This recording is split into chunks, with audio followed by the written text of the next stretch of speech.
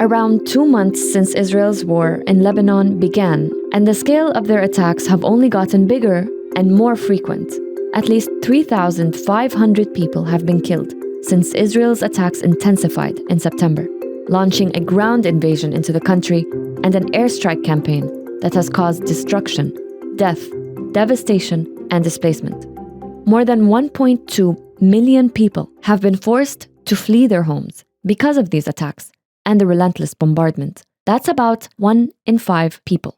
Several 100,000, many of whom were already refugees, have fled across the border to Syria, despite other risks they face there. The spillover war from Gaza is now wreaking havoc on a population that has already been grappling with years of economic and political turmoil. With a lack of resources, Lebanon's government is struggling to cope with this degree of displacement, and the infrastructure is stretched beyond its limits. And there are not nearly enough organized shelters for people to find refuge. For vulnerable minorities, including Syrian refugees and migrant workers, the conditions are even more challenging. Israel says its attacks are targeting Hezbollah members after a year of exchanging rocket fire across the border. Several notable members of the group have been killed in recent months, including its leader, Hassan Nasrallah. Since then, key figures have also been killed, and experts say the group has been weakened. With the civilian cost going up every single day, Israel's campaign has been receiving condemnations from world leaders and human rights groups. This week, US envoy Amos Hochstein is in the Middle East in an attempt to broker a ceasefire deal between Israel and Hezbollah. And of course, this can't come soon enough for the hundreds of thousands of the internally and externally displaced people, and for people who've lost their homes, their family members, and their livelihoods. To what will they return, even if the war ends? This is Beyond the Headlines, and I'm your host, Nada Al-Tahir. This week, we look at the deepening displacement crisis in Lebanon and try to forecast its impact on the future of the country and its people. When the war first began to escalate, many assumed it would be confined to Lebanon's southern border with Israel. But we've since seen strikes hitting central areas of Beirut and heritage sites like Baalbek and historic towns across the country that are now in ruins. Many people fear that the areas they thought would be safe could be targeted at any moment as they flee to unknown fates. I spoke to Mathieu Luciano, head of the International Organization for Migration in Lebanon, about the current conditions displaced families are facing. Mathieu, we've been covering Gaza extensively. We know that 9 out of 10 people there have been displaced several times over the past 13 months. What does the situation in Lebanon look like? What are the most impacted areas? The situation is really bad in Lebanon as well. In October last year, when the war started in Gaza, the airstrikes mostly targeted the south of Lebanon. But since then, a larger number of locations have been targeted all over the country, which includes Beirut, the southern suburbs of Beirut, Baalbek, the Bekaa, but also other areas in the north. So this has resulted in massive damages to public and private properties, to houses, of course, to water establishments, to hospitals, to healthcare centers. It has caused many, many casualties and people being injured, but also large-scale displacement. So there's the different figures circulating. The 1.2 million is an estimated of the total number of people displaced and or affected by the conflict. So some have been displaced internally and some have crossed the border as well. So this is the 1.2 million. But in terms of internally displaced persons, as IOM, we monitor internal displacement, and what we can account for is 900,000 at this stage. What do people have to deal with when they are being displaced? What conditions are they enduring? The government has continuously said it had created shelters for them, but are these shelters enough? Most of the people who fled actually managed to seek shelter in, with friends, with families. They rented accommodations, or they had also, secondary housing that they could go to. That's the majority, but 200,000 of them are indeed in collective shelters, which have been opened by the government. Indeed, it's not enough. Many people are still on the streets and looking for shelters. But I mean, you have to also recognize that you may have, free spaces in some regions, but people may be quite reluctant to leave Beirut, for instance, because they want to check their homes on a regular basis. They still have work to go to. So some areas, indeed, are very congested and overcrowded in terms of shelters. Indeed, conditions can be really difficult, and people need to access the services they need, right? They need to access food in the shelters. They need to have blankets. They need to have solar lamps. They need to have mattresses, pillows, warm clothes as well, especially with winter coming. It has also been incredibly difficult for people to seek safety outside of Lebanon because most flights have stopped, and those that are operational are expensive. Plus, most people don't have the right documentation or immigration status to go to other countries. What risks are people taking, both internally and in seeking alternative routes to air travel? Many people left the country. So they didn't, seek safety within Lebanon, but decided to cross borders. We know that, for instance, 500,000 people crossed into Syria, both Lebanese and Syrians as well. And that can come with risks. Many of the Lebanese who crossed into Syria also actually crossed further into Iraq.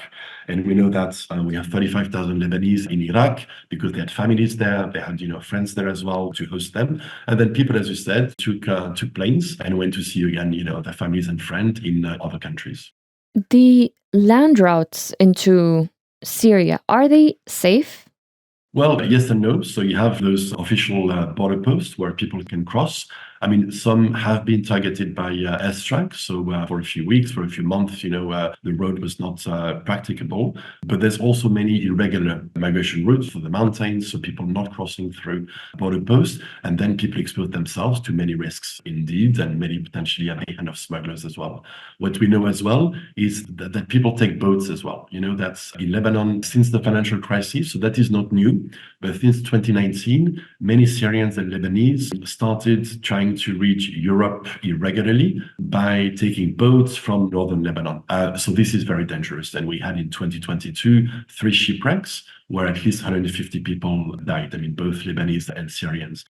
Do you expect to see a rise in irregular migration? Do you expect to see the situation being worsened or exacerbated?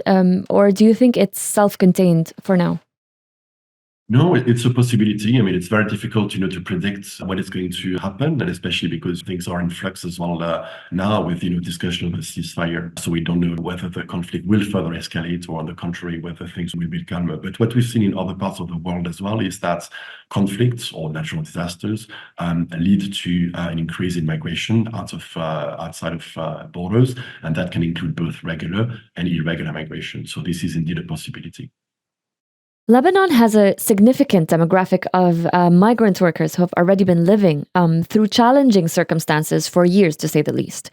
How is this war affecting them, and what efforts are being taken to mitigate the consequences of displacement on these already marginalized communities?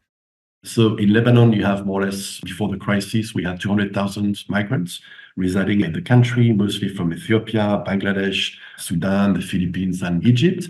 And they came to Lebanon to work, many of them as domestic migrant workers.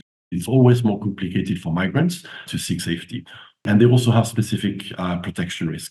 For instance, we've seen that many, their employers decided to leave and they left the domestic worker on the street with no money, with no means of transportation, with no passports. And we've seen many migrants who had to walk, for instance, from the south to Beirut to seek safety. They also have issues when it comes to accessing humanitarian assistance. There is discrimination, and they also have barriers that make it difficult for them to access humanitarian assistance. For instance, those who are irregular with no paper, no documents, they're quite reluctant to seek assistance because they fear that they're going to be arrested, they're going to be deported. So we've had to find alternative solutions for migrant workers. What we've seen as well for migrants is that many want to go home, right? So we as IOM, we had, before the crisis, we had what we call a voluntary return program, where migrants who wanted to return but didn't have the means to do so could actually contact IOM and would actually help them. And we scale up this program. So we're able to book flights on MEA, commercial flights, but we're also actually bringing in charter flights. Nearly 1 million people who have become essentially homeless until further notice. The longer it takes, the worse the situation gets. As the population demographics shift across the country, communities are broken, cities have lost their identities, and the future of Lebanon's displaced remains uncertain. Munna Fawaz is a professor in urban studies and planning at the American University of Beirut and founder of the Beirut Urban Lab. She describes what it's been like for families in Lebanon living under the constant threat of bombs and displacement, and what the government could have done differently in anticipation of such a severe crisis. Can you paint us a picture of what the people in Lebanon experience when they receive a displacement order? How are they receiving these notices? What is it like, basically, to run out of your home at a moment's notice? These evacuation threats or evacuation orders, call them whatever you want, are issued by the Israeli army with the semblance of protection for populations, but in reality really constitute direct work to militarize areas, evict all their populations, and really fill our lives with fear. Usually these kinds of orders happen, especially in this last war, very late at night. They're issued on social media, so Facebook, but especially I think Twitter. And they basically show a map with a red zone that tells people to leave as if everyone is map literate. And then they tell you to evacuate at a distance of 500 meters. So you have to have a GPS in your head, in addition to having some kind of mapping literacy at 2 a.m, no less, right? And I know people who live in zones that could get these evacuation orders that were unable to leave that are actually sleepless. Some people take turns in sleeping so that if something happens, they help each other. So this definitely is part of a larger, broader effort to fill our lives with fear. You should add the fact that all of us in Lebanon live with the whirring of the drones for 24/7. So you constantly have an elevated sense of there is something watching you. You don't know at which point it can hit you. And finally, and I think this is really important, the prospect of Gaza. What we've seen in the last year has been a full destruction of any faith in international human rights law, some kind of barrier that's put on Israel and what Israel can do. And so when you see what happened in Gaza, you have no longer faith that no, the Israelis won't hit Beirut downtown. No, the Israelis won't destroy Baalbek's Roman columns, because you know that they have actually destroyed all the schools, all the hospitals, all the universities in Gaza. And you know what? Nobody told them anything. Yesterday, the US again vetoed a ceasefire resolution at the United Nations. So we have a sense here in Beirut that we don't know where we will end. We don't have any more sense that there will be some common sense that will force the Israeli army to stop. Do we have any sense of what percentage of Lebanon's population is now confined to what percentage of the land? If you can give us an idea. What I found was that about 25% of Lebanon's population, so a quarter of the population, has been displaced from about a quarter of the national territory. And they're concentrated in a much smaller area because not all areas have been welcoming areas. Even in Beirut, the governmental crisis group estimates that the population of the city has increased, the municipal city has increased by 50%. They measure that through the weight of the waste, the solid waste that is produced. So it's relatively reliable. However, that population has increased in only half the city. So not all the neighborhoods are welcoming displaced populations. This is a geography that follows the sectarian geography of the civil war, for sure, and reproduces it. I know that around the area of Hamra, which is one of the neighborhoods that has received the largest number of populations, and that would basically show that people have moved in, at least half people have moved in with relatives and friends. And then the other half is distributed between public schools, renting in hotels, because Hamra has a lot of hotels, and a few buildings have actually been squatted. We know that the largest number of refugees of displaced populations, are not in Beirut. They're in Mount Lebanon, in Alay and Shuf. They're also within the areas that have been evicted. So Zahla and Jizin, which are known to be large Christian cities, have a disproportionate number of displaced populations who didn't leave the regions that were evicted. And Jbeil in North Lebanon was noted as having a high number of displaced populations. They're not only in Muslim towns. We should not think that it's only a Christian Muslim issue. It's more of a political issue. So the political leadership that showed solidarity towards IDPs has received in their areas displaced populations. We've also seen Israel target historic cities with strong cultural heritage, such as Baalbek and Nabatiyeh and others. Can you tell us about the impact of this, not only on the cities, but how it affects the Lebanese people, the psyche, the value that these places have within the broader context of heritage and culture and history?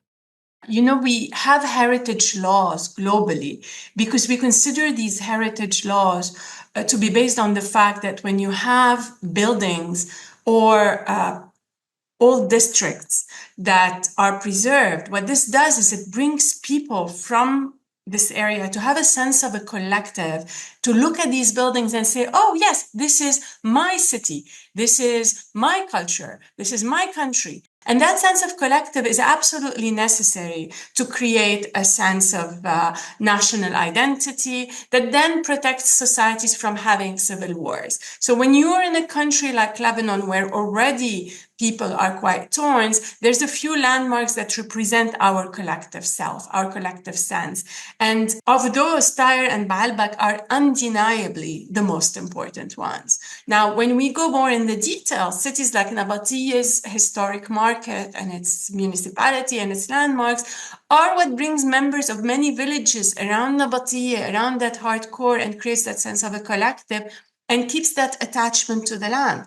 There's also the natural landscapes in South Lebanon. Those of us who grew up in South Lebanon have a sense of like you look up from anywhere in South Lebanon and you see these little villages nested in the landscape and disappearing from afar. And that kind of architecture that's embedded in the landscape, you can contrast it if you ever stand on the borders between Lebanon and historic Palestine and look towards Israeli settlements where you see them positioned like American suburbs on top of the landscape with no relationship, actually almost parachuted. So that's the kind of things that Israel is targeting today. And by erasing these collective meanings, they're actually erasing that attachment to the land. Basically, what you're saying right now, it's just the erasure of the ever existence of people and their stories and their memories.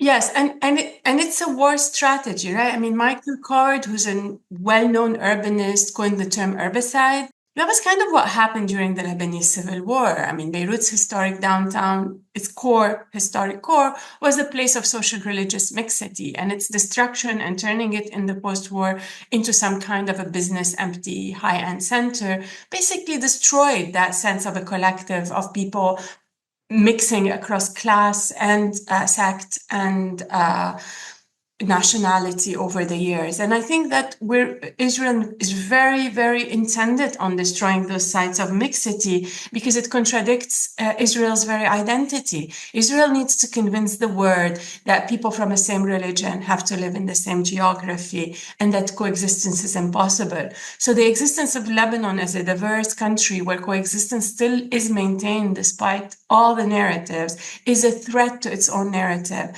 And they are targeting homes everywhere where there is religious mixity. They're on purpose targeting displaced populations in Christian areas to create that sense that, see, if you host people from South Lebanon, this is what happens to you.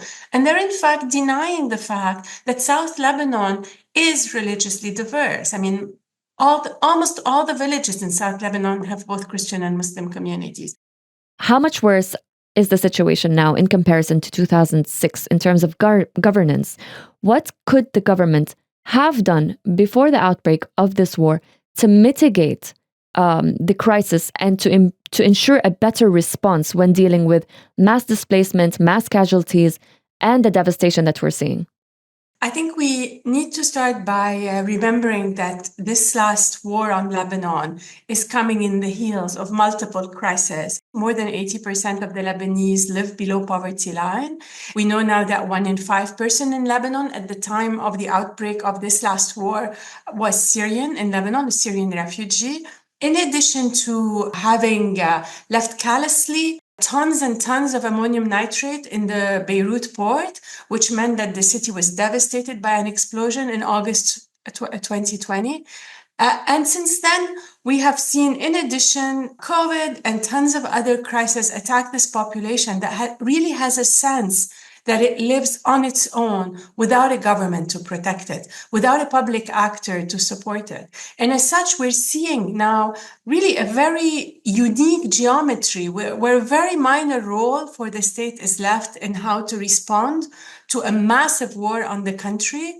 And people are mostly relying on solidarity, on scattered aid coming from other national contacts and trying to fend for themselves. So in 2006, I don't think the government response was any better, but you would have hoped that at the fifth war that Israel launches on Lebanon, we could have had by now mitigation plans to have people stay in place and not move so much, that we would have had a response plan that's not about every time rushing to close all the schools in the country and not finding a better option for people to live decently. What alternative could there have been for children and families? What could the government have done? I think by the fifth war, it's predictable that Israel will immediately try to evict a large population of the country, to militarize a section of the country and turn it into its war zone and justify the kind of destruction it's doing. So at the very least, we should have had a solid strategy for where should families go. Right now, we are witnessing the government building some temporary shelters. It's been 2 months since the beginning of the war, or almost, or the exacerbation of the war. But the war in the south had been happening for months, so you would have had that to be done. In addition, Lebanon's national economic strategy has rested in the last 3 decades, and that's something as an urbanist I do research on. Their strategy has rested on attracting foreign capital and investing it in what they call real estate, which is really homes. And so they have turned about 20% of Beirut's homes, for example, into safety deposit boxes, places where people place their capital and they actually never occupy them, they don't furnish them, they don't live in them. We've counted 44,000 empty housing units in Beirut only. At the very least, there should have been deals with owners of buildings that are fully vacant, such as these, to allow families to move into them temporarily through the government.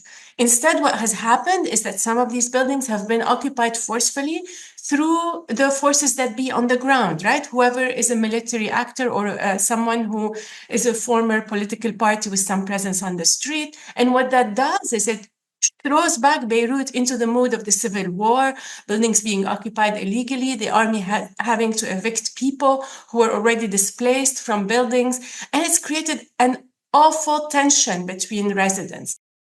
We are now seeing talks about a ceasefire taking place on ending the war in Lebanon. We've reported that some of the issues lie within the definition of what self-defense is, and obviously this is going to be a very complicated process. Whether or not these ceasefire talks deliver a deal, what are the dangers of such mass displacement for the future of Lebanon?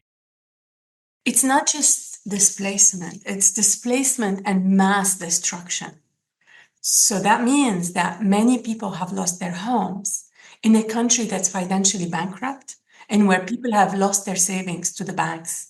That means that many people will not have the money to rebuild their homes, which means that temporary displacement can easily turn into longer-term displacement, because in 2-3 months, people have sometimes managed to reopen a small grocery store, to find a job where they were displaced, and they will not be able to go back. This is certainly one of the reasons why Israel would like the war to last, because the longer people stay away from their homes, the clearer it can depopulate South Lebanon, which always has been something that Israel's super interested in.